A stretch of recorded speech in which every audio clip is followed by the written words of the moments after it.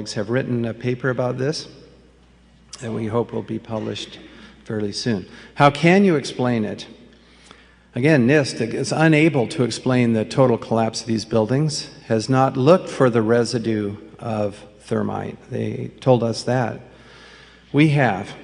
We can explain this situation with highly exothermal reactions, not just burning of kerosene or jet fuel and paper and office materials, but by some other chemical reaction that releases much more heat.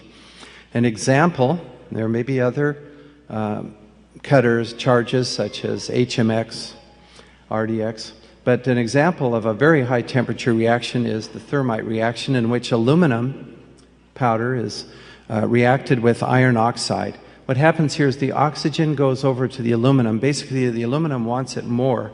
When it gets the oxygen, heat is released, a lot of heat. You end up with molten iron, and then the aluminum oxide goes off as a whitish plume.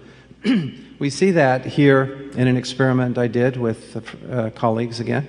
You see the yellow-white hot flow, and there are also some sparks. You see that in the air. What are those sparks going to do? Because they're liquid. Droplets, right, spheres. And we've collected spheres from this, and I've studied those, and I'll show you the results.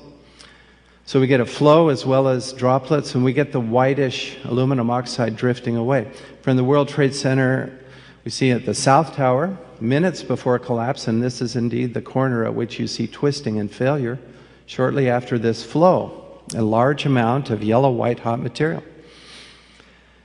And I've discussed this at length in other papers. You'll find that in my 2 papers then, which are available in the Journal of 9/11 Studies. If you notice, there's a wispy white stuff drifting away. If you look at the video of this, we now have about half a dozen videos that have been found, collected, of this yellow-white hot material.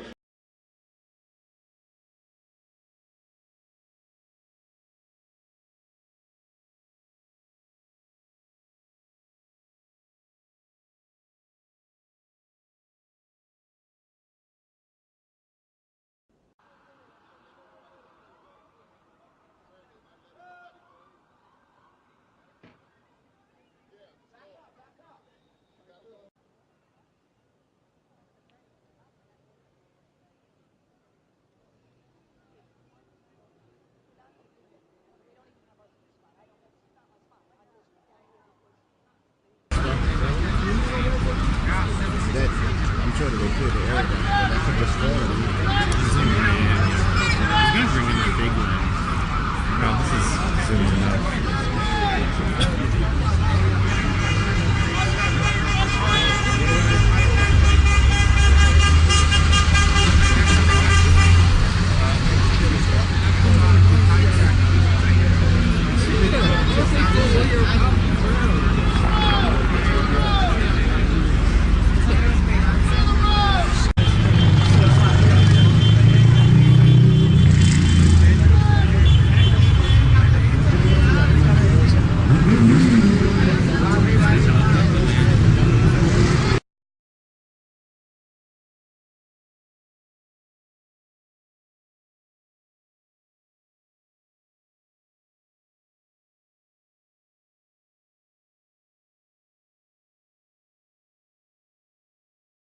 Again, you can't deny that there's molten metal at the towers, because we have we have now videos of it, and of course we also find in the dust these droplets. You'd get down below and you'd see molten steel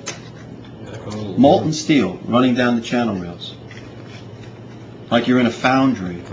Yeah, like lava. Like it was Like lava. from a volcano. Okay, now let's look at what we get from the thermite. These are spheres produced by the thermite reaction. This was run by someone else now, John Perulis of Architects and Engineers for 9/11 Truth, did an experiment called the Burning Man demonstration, which was a large quantity of thermite. And he collected spheres, bless his heart, and sent those to me. Here's some more of the spheres. Notice this one is hollowed out, you see? We see that typically in thermite. A number of these spheres are hollow. And this is from the World Trade Center, some spheres from the World Trade Center, the McKinley sample. They both form spheres. They both form liquid metal, mostly iron, at very high temperatures, so you form these spheres. So we got that part worked out. Oh, this is watch close. This goes fast.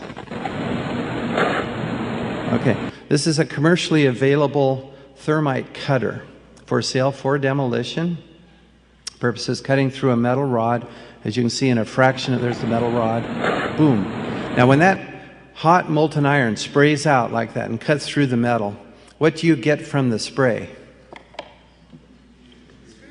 Spheres. That's right. And we see an abundance of spheres. Is anything starting to fit together here? Okay, good.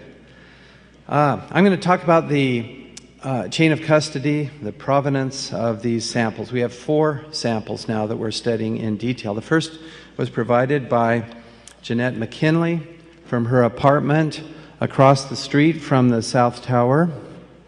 Let's see, I'm not sure I can see it at this time. It's right about here. It's very close to the South Tower. When the South Tower collapsed, her windows broke in of her apartment. Her apartment was flooded with dust. She covered her head with a wet towel to get out of there. And here's a picture of her going back into her apartment. You see the windows broken here? You see the big hole there in the window?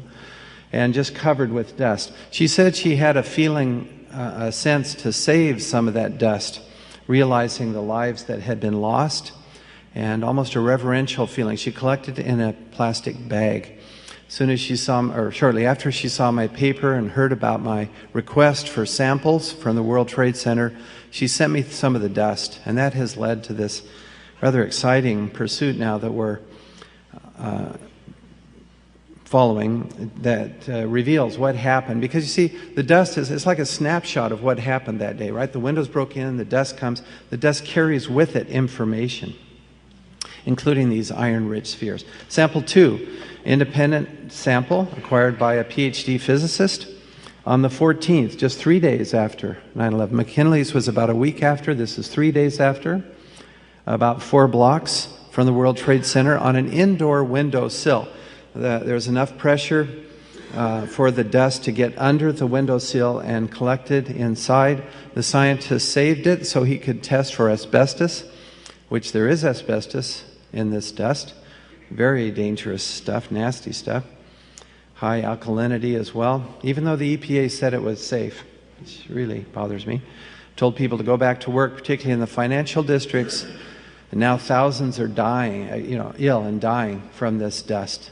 Estimated 15,000 people sick from breathing this terrible dust. And yet the EPA said it was safe. It's a very big concern.